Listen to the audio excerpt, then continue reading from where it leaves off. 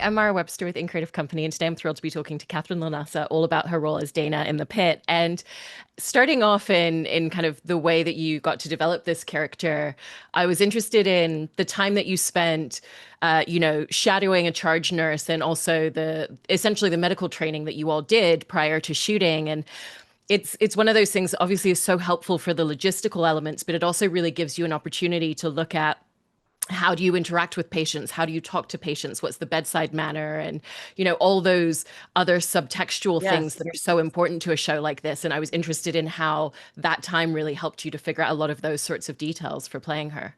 that was probably the most valuable thing that I did. That and, being a patient myself when I had cancer and was a patient in the hospital a bit fairly recent to doing the pit. Those two things, the real life experience of being in a hospital as a patient and also shadowing a nurse were the most valuable. One of the things that was super interesting to me was how they responded to they call them their frequent flyers, the people that are there all the time. And one of the guys had come in and he had lost quite a bit of weight. And the way that the nurse talked about him, she knew him very well. She knew him over a long period of time. She obviously cared about him. And she would say, oh, he's probably going to die soon. It was a kind of a matter of factness. And I noticed that they have this, I labeled it emotional efficiency, where they kind of have to they really are not allowed to like follow their feelings down about everybody because I mean they're not allowing themselves to do that because they couldn't keep it together. They couldn't service the whole emergency department or all the other patients.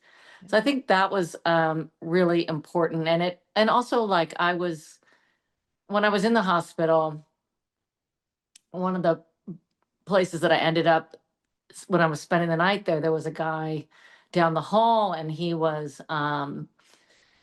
yelling and crying out, kind of like the Kraken does in our show. Remember the Kraken? And I remember thinking, like, what kind of rock gut hospital is this? I thought this was a good hospital. I thought this was Piedmont Hospital. Why are they letting this poor guy, like, he's crying out for help all night long? I was on a neurology floor.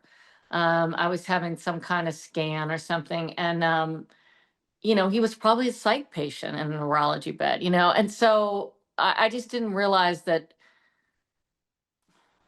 I just didn't realize it went down that way. I think the way we as lay people respond to trauma is to just go all in. If someone you saw someone on the street, like you and they fell down or they got hit by a car, you would stay with them, you would call them, you would be super concerned, it would really impact you. You would put everything into them as you should because they're in trauma, but their whole day, every day is trauma. So they have to kind of just be able to move on. And I think that and the pace of the emergency department and the mostly quiet, of the emergency department. I mean, I think when a big trauma comes in and everybody's going around and helping in, those things can get kind of heated.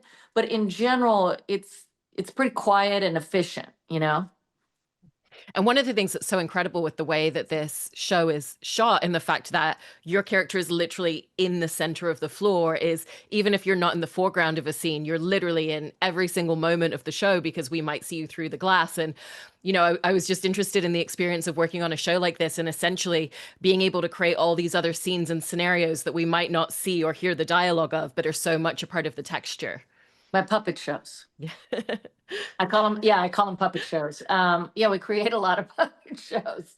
I remember one time I went up to John and I wasn't in the scene and he was directing and I was called to the scene, but I really wasn't seeing where I was. And I said, John, I'm called, but you're not really seeing me. And I saw him, his eyes kind of flashed like, is this girl gonna ask to leave? And I said, would you like a puppet show over here somewhere? And he goes, oh, Catherine, I always love a puppet show. And so, we create these little moments. I actually enjoy them. It's very enjoyable. And actually, if you have scenes where you're just doing a puppet show and then you go into a scene where you're acting, you're so in your body and you're so in the space and you're so in your kind of imaginary life as the person that the scene itself is just easy and it just flows. Yeah, it's kind of like you were working an entire shift every single day of production. Yeah, actually the first year, a little bit has changed this year, but a little bit of the way that my storyline's going. I'm not quite there as much, but last year I really, me in particular, I was there like kind of all day, every day.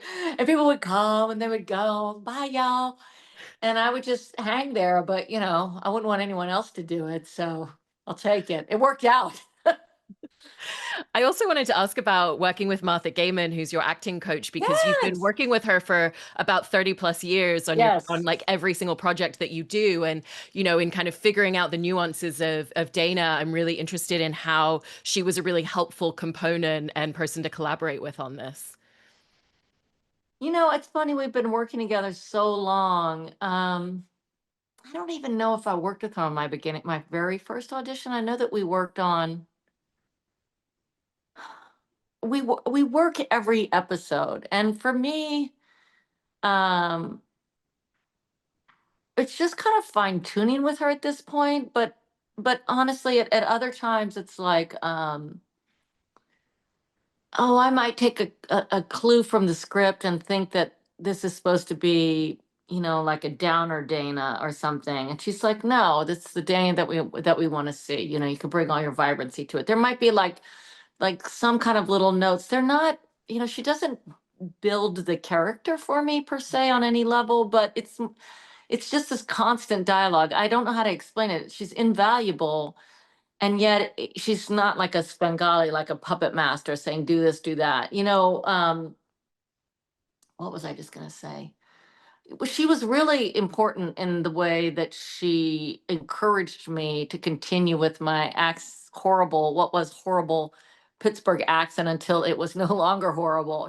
So I was trying to do it and I was having a really hard time with it. And I hadn't found my dialect coach, and I just was like, why am I doing this? It was so hard for me to learn it. I'm a Southerner, and it didn't flow naturally to me at all. And she said, if is there any way that you would play this character on stage and not do this accent? And I said, no. And she said, then just keep going. So she encourages me in ways like that. I don't, it's kind of hard to explain, but I really don't want to do anything without her. No, I love that. And, in playing this character as well, Dana's someone who just absorbs so much. And I think one of the things that the show does so brilliantly is, it shows these people who have all of this experience. And so there's certain things that they're used to handling, but it allows everybody to show those cracks and show those moments where things do affect you. And, it's just interested in the experience of stepping into a character and looking at where is she fully absorbing everything around her, and where are the moments where there is something that's going to be a personal crack for her and something might show. I trust my instincts, and I trust the writing. And that's the kind of thing like that, say maybe that I might discuss with Martha, like, because I feel like she's got this like eyes out over the whole thing, and like I'm really feeling this there. What do you think? There was a time like when there was a time when those people's kid OD'd, and that scene where they had to like pull the kid out with the Steelers blanket over his corpse, and they were going to take him to be an organ donor, and it was just incredibly sad. And without trying, it was just like just tears flowing. And I think you can just kind of pick those moments. You know what I mean? You can't play that all the time, but it's sort of just happened. And so I just kind of trust it. I just felt just a massive amount of grief when I was in the imaginary life of that scene. It was very sad. So I just let it happen and just kind of pushed this down. There was a guy that made me cry already this season, and I didn't plan it, and it just happened, and I just kind of let it be there. And on one take they said, I don't think you'd let him see it, so just like wipe it off. And I was like, okay, like kind of cover more or something like that. But you know, I think um I think things are going to get through. And I think that's what's nice about it, is that it's human. You're showing both people that are heroic in their stoicness and their ability to like keep it together and take care of crazy, horrible things and everybody else's trauma. And that just to see that human side. And I think probably that's part of why audiences connect to it, because it just is so human, Yeah. you know? And obviously one of the huge storylines for Dana is the patient who is in the waiting room who assaults her. But I thought part of the setup of that scene that made it so much more impactful is the fact that we've seen her diffuse a fight in the waiting room previously. And, she kind of even admits, like, oh, it was exhilarating. And you can kind of see that there's a little bit of a rush that she enjoys, but she's also like, Mhm. it was also scary because she didn't know what was going to happen and if it was going to work. And how did that really help as like a pivotal moment to have for her prior, so that when you played the scene where she does get knocked down, it's really like she didn't even have a chance because she didn't see it coming in that moment. Right. Yeah, I mean, that was just gorgeous writing, to be honest with you. A lot of times I can just let the writing, you can just let the writing handle it. There's a saying, don't use a screwdriver if you can use your finger. Sometimes you're just set up to do it and you just have to play the scene, right? But yeah, I mean, Noah set me up very well. Noah Wiley wrote that episode. Yeah. No, it's so great. And the aftermath of the patient assaulting her, I know you've kind of talked a lot about how her sense of self is so connected to this hospital, and it feels Mhm. like this guy has completely stripped that away from her. And Yeah. was that something that you kind of envisioned as the feeling for the aftermath of it before you played it, or was that something you found from the process of playing all the subsequent scenes? We don't get the scripts too far in advance. We might have one in advance of what we're doing. So I didn't really know exactly where she was going. I think it was very satisfying and very fun to get to do that. I think anybody that likes what they do likes, you know, leveling up, and getting things that are more intricate and trying to play those more intricate things, or, achieve these more intricate things or more tricky work in whatever field you're in. So that was pretty interesting. I think I was really kind of terrified at the top of the next episode when I have the bloody nose and everything, because you cannot halfway do that. You have to all the way do that. And you have to, that's an instance right there with Martha. We were talking about it and I was like, you know, what do I do here? And she's in New York, we're just doing this over the phone. And she said, I think that it's really got to be 100% about your body. So like that's something. So I was like, right. So I just got 100% in my body. And frankly, I got down on the floor. I got down on the floor and came up from the punch every take before I went in. And there was one take even when we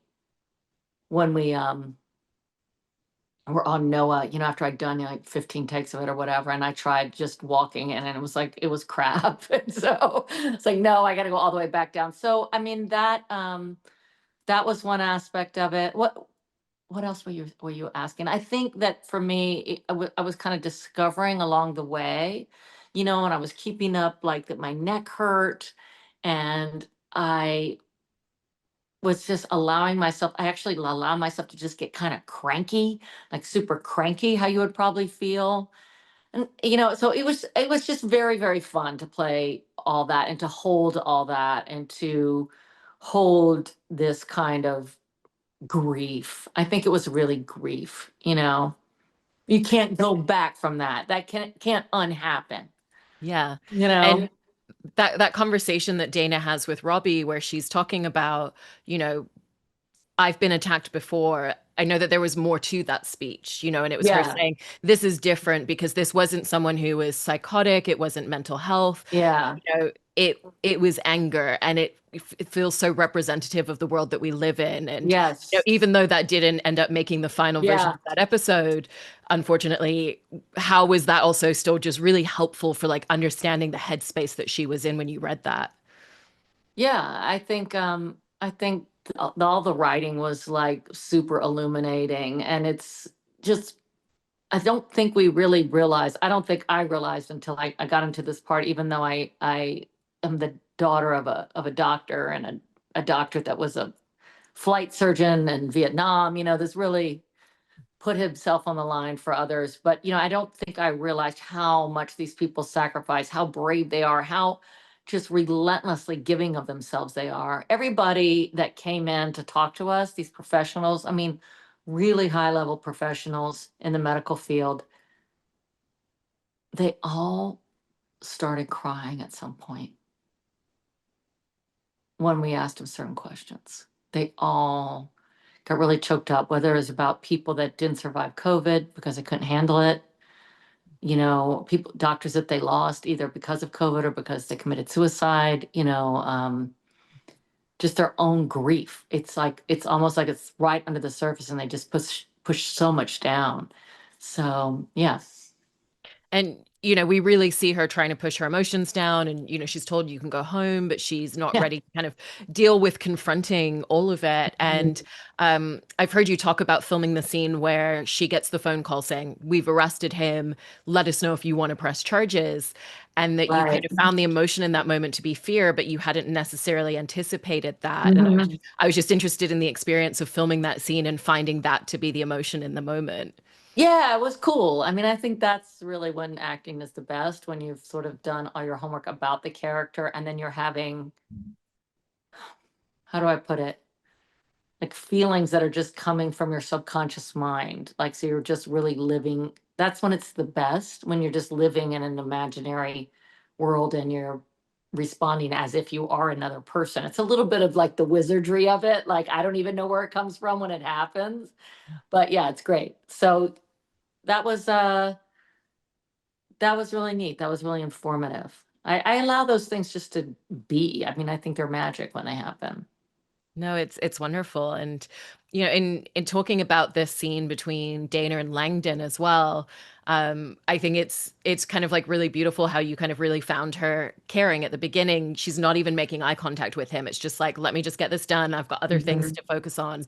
And she ends up realizing like your problem is now my problem because I care about you as a person. And Right. I heard that John kind of asked you the question, like, do you think she believes him when he's saying like none of this is true?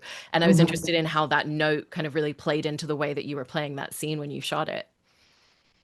Well, that note and just kind of all the questions in the direction that John gave. I mean, I went into that scene. I mean, that's the thing where part of why I think why I really love John is I think he really brings out the best in people. I don't know he brings out the best in me as an actress, where I think most other directors and most of the rest of my life, like in a scene like that with a more main character, I would think that this is about his point of view, the more main character, like Langdon is, kind of a very central character, and that I am to push on that main character to tell that main character storyline. And that is what a really good supporting actor does. They understand the story and they understand how to push the story. Even if they're delightful and they're a villain or whatever, that's really what you're doing, right? You're pushing that main character around. And so I thought this is a scene about me ignoring him. This is a scene about me ignoring him and him not getting what he wants, and he's terrified and just leaving him in like dire straits, right? And John just kept asking these questions and making it more and more about me and making it, what experience was I having? Do I believe, like, how do I feel? And trying to make this coffee. And that was John that added me trying to make the coffee. It wasn't in the script. And now you're going to make some coffee. And then John added that there's no coffee cups. And John, and he just kept putting this kind of pressure. And that I was just trying to get some coffee in this guy. So, and then do you believe him? And when he said, do you believe him? And I realized, no, I don't believe him. So when I say, like, are you? Like I used to say it hard. He says, he thinks I'm a drug addict. And I came in going like this, like, are you? And he's like, what if you just really ask him? And then he lies to you. He did, he lied to me. John didn't say any lies to you. John just said, do you believe him? So when he lies to me, it's just like I'm super disappointed. And like I'm a mom, and I have an adult child and I have a young child, and feelings around your children are just so complicated. You fall on your sword for them, and half the time you want to wring their neck, and so it was just a lot of that. And also, like, where's Dana in that? She's a freaking black eye. She's just gotten beat up and he's pulling on her. He's just pulling on her. And so that's a long-winded answer, but the reality is that it's super exciting for me to work with John. He's just my favorite, and because he always just has this really interesting points of view and notes that really illuminate the scene, and notes that I would never think of. When I watch him give them to other people, I'm like, wow, and he just changes the whole trajectory. And what I wanted to say was he made that scene complicated. He made that scene complicated. It wasn't Langdon wants something. I'm like, I'm busy, whatever. And then out. It was like this complicated scene between two people. And it's what I put that episode in for my Miami episode because it was complicated work. because John directed it as such, layered and more stuff going on than this two-dimensional thing. And it's incredible when you have it on the page to begin with, and then you get that additional subtext from just those sorts of conversations when you're filming. He did that so many times with me, and I just really appreciate it. He does that all the time. He just makes it better. He just makes it more complex. Yeah, he knows what he's doing. Go figure.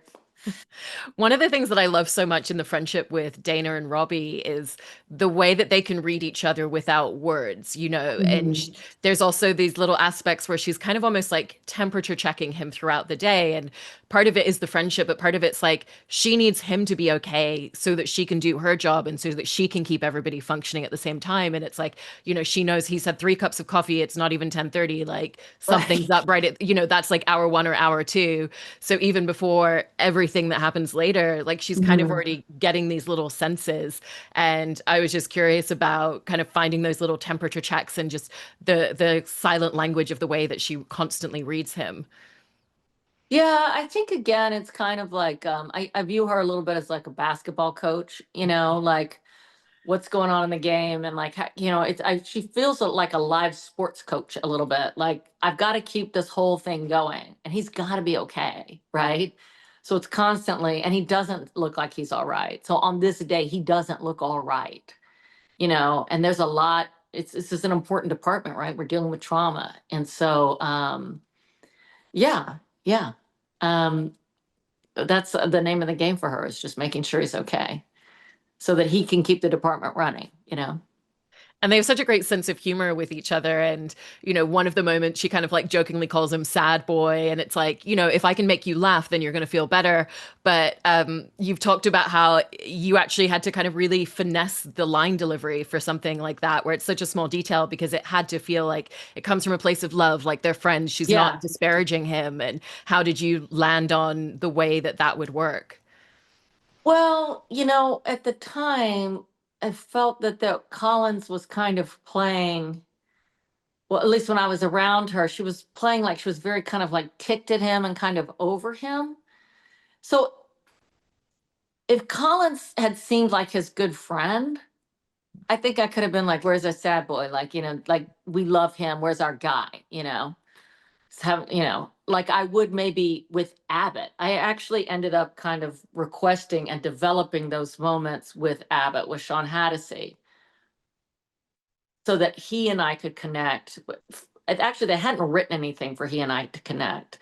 And so, but in that, and so then when Robbie starts to kind of lose it towards the end, I was like, I want to throw some stuff to him. I want to get him to come over. It's like, you've got to realize he's my other attending, right? On different shifts sometimes. I mean, I know they have him in the night shift, but like I've been there 32 years. I'm sure I'm dealing with him plenty, right? And so with him, it was okay to say, oh, he's looking wacky. I need you over here, right? Because it was established that they were tight from episode one. With her, kind of snubbing him a little bit and seeming kind of mad at him, it felt like gossip. So anything, and I just don't think Dana would gossip about Robbie. I don't think she would make fun of Robbie. I think she's 100% got Robbie's back. So anything that even whiffs of that, that probably maybe wasn't even thought of as being that strong in the writing, it really stings me. I'm like, I don't think I would do that. So thank God, just the way they blocked it, I don't know. I realized that I could just be like, I'm just calling him that because, where's the sample? Oh, it's just the language, as opposed to like, where's this guy? And it took a while to figure that out. I really didn't like it at first, but I never try to change the writing. I try to like, I just really think it's my job to try to do the writing. No, definitely. And um you have kind of like these details in the look of Dana that are so great. We see her with her necklace with the cross, and we immediately understand, some aspects of her relationship with religion and the importance of that to her. And the makeup team also like designed a couple of tattoos for you that were, Yes. very much about living in the present and kind of like healing in order to live in the future. And I was interested in how just like little tiny details like that can really help formulate a character for you. Yeah, I mean, they just help with the history. I'm from New Orleans, and I think that New Orleans and Pittsburgh feel a little bit like sister cities. You know, they're, in my mind, I think of New Orleans as a Catholic city because, and or having a lot of Catholics in it, big Catholic families, because my mother was from a big Catholic family. It's probably got a lot of other stuff, but that's my view of New Orleans.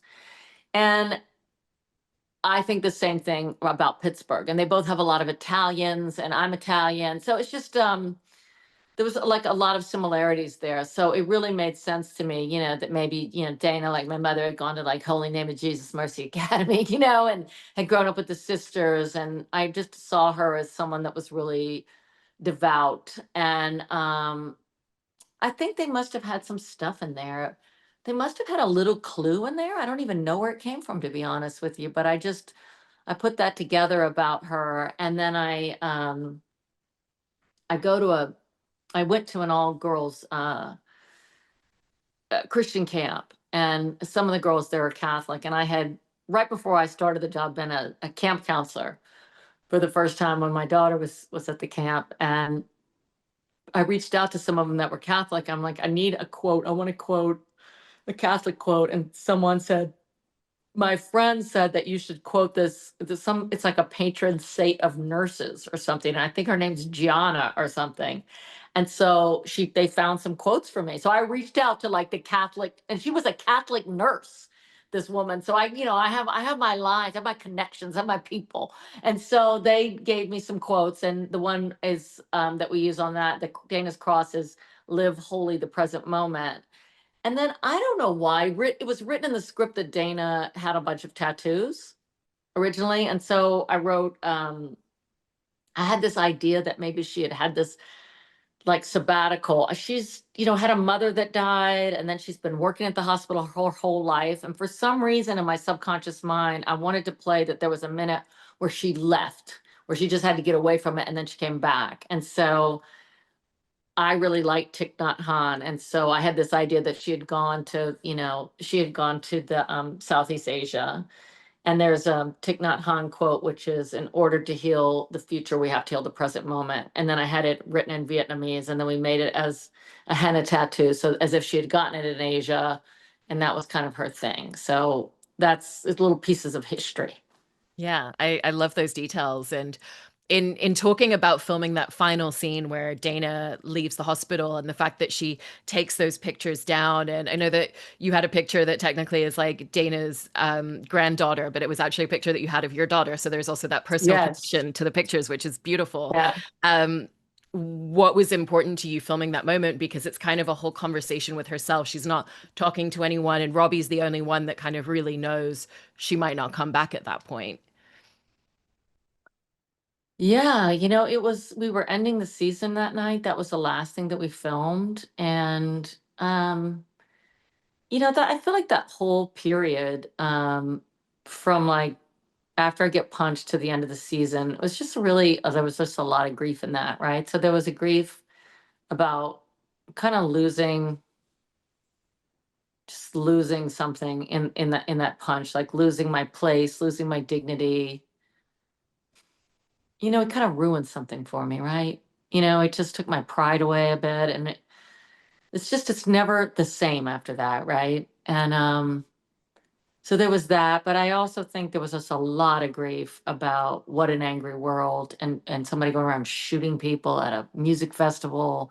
So it's just a grief about that. There was just a lot of heaviness there.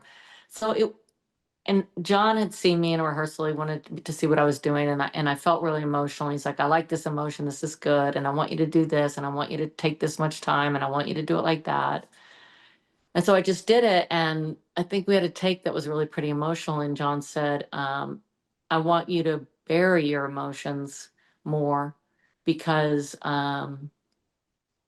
we can't feel for you if you're feeling for yourself. You know what I mean? Like, in other words, like, let the audience feel for me more. But yeah, I just imagined, I always just try to like, it's all imaginary, right? So I'm just doing my best to live in an imaginary circumstances. And I've left a few homes and things that I've lived in for a long time. And there's just like a real connection to space, and when you leave a house, you're not going to come back. And often people have a lot of grief. And I kind of just kind of played it as if I'm leaving the house and I'm not gonna come back. Like I'm not gonna see this anymore, and I'm not gonna see that. I'm gonna cry, and then I'm not gonna see that. And you know, I let her go through that experience. So yeah, it's cool. It's cool. It's cool. They give us a lot to play. They really do, and it's a really powerful moment at the end of the whole series with seeing the whole journey that she's gone on through that shift. And Yeah. you've given such a fantastic performance in the show, and I really appreciate you talking about it. So thank you so Thank you. much. Oh, thank you.